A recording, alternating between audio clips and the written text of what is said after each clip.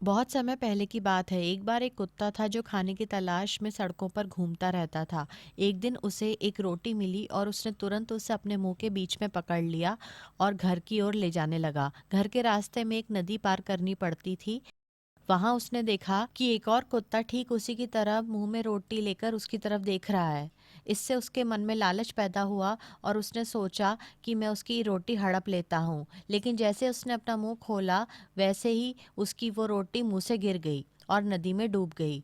क्योंकि वो दूसरा कुत्ता और कोई नहीं बल्कि उसकी ही परछाई थी जो कि पानी में दिख रही थी, जिसकी वजह से वो भूखा ही रह गया और अपने घर चला गया। इससे हमें ये शिक्षा मिलती है कि हमें लालच नहीं करना चाहिए और हमारे पास जो है उसमें खुश रहना चाहिए। एक नमक बेचने वाला रोज अपने गधे पर नमक की थैली लेकर बाजार जाता था। रास्ते में उन्हें एक नदी पार करनी पड़ती थी।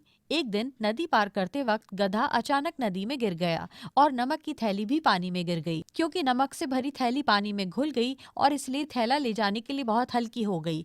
इसकी वजह से गधा बहुत ही खुश था। अब फिर गधा रोज वही चाल चलने लगा। इससे नमक बेचने वाले को काफी नुकसान उठाना पड़ता। नमक बेचने वाले को गधे की चाल समझ में आ गई और उसने उसे सबक सिखाने का फैसला किया। अगले दिन उसने गधे पर एक रुई से भरा थैला लाद दिया।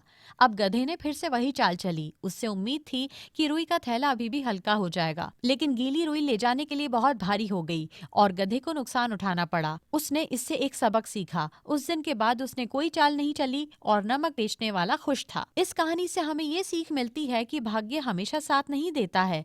हमेशा हमें अपनी बुद्धि का भी इस्तेमाल करना चाहिए।